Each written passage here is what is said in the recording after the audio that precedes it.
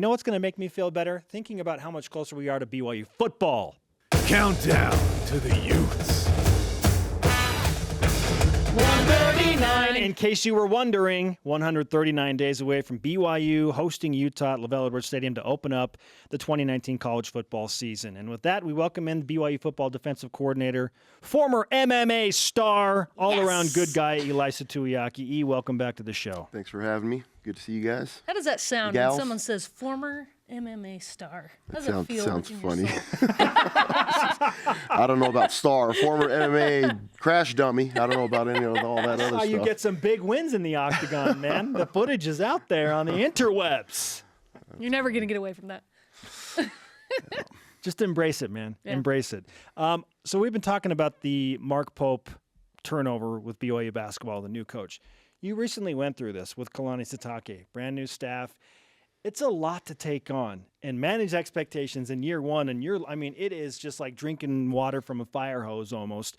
What advice would you give to Mark Pope and his staff as they come in and inherit a team that does have high expectations?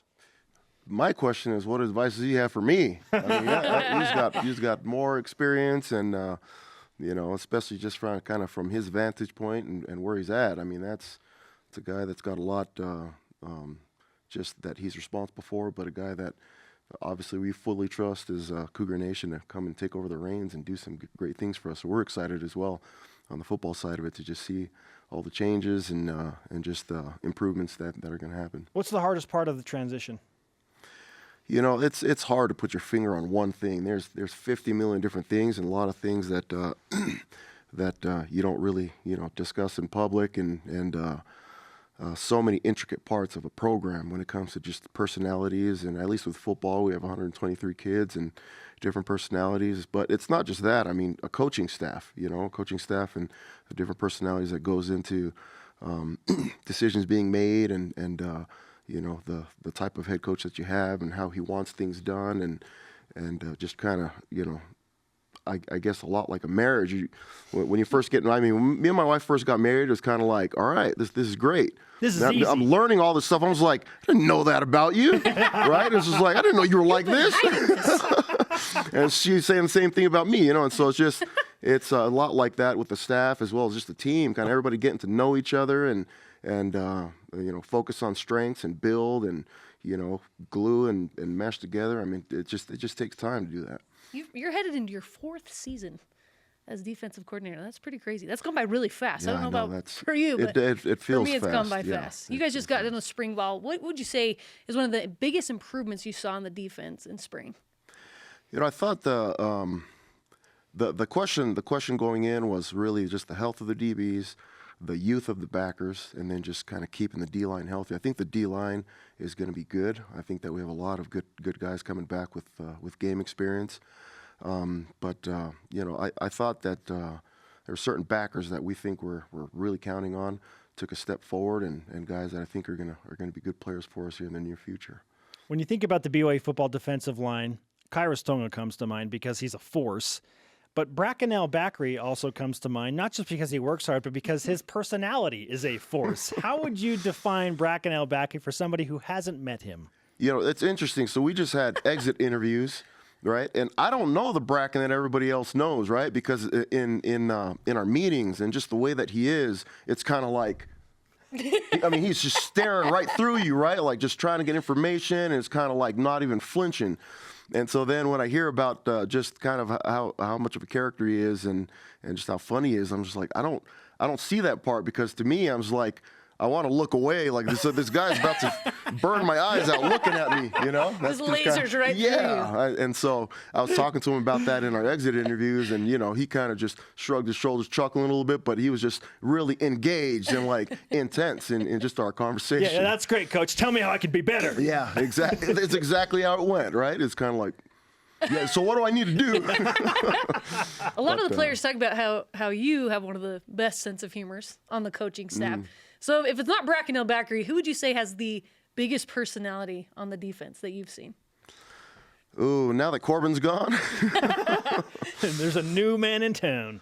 God, I'd have to think about that for a second. There's a lot of guys that are just, Lorenzo Falatea, at least in our room, is a big personality. He's a guy that is always kind of at the center of attention and doesn't mind it. But he's a great personality, and a lot of people probably don't see that just because, you know, I don't know how he is in his interviews and in public, but he's funny. We got to get him on more. Lauren just mentioned you're moving into season 4, and you've had some really high highs and some understandable lows. What's been the toughest lesson that you have learned in your 4 seasons or coming up on 4th season of being the defensive coordinator? Depth matters. When you're playing a schedule that is just taxing and I mean, and you know that. You already know that coming in. You know that from past experiences from other places, but just you know, here, depth matters, but also it just that conviction changes the way that you recruit and changes the way that you recruit preferred walk-ons, as we've talked about during signing day and all that stuff, and getting kids that you think can come in and be a guy that you think you're stealing, you know, as a preferred walk-on and possibly putting them on scholarship, but a guy that adds depth. Whereas, you know, before, not that it was a bad thing, but I just don't think that we were able to get as deep in the way that it was before. It's so hard to get into school.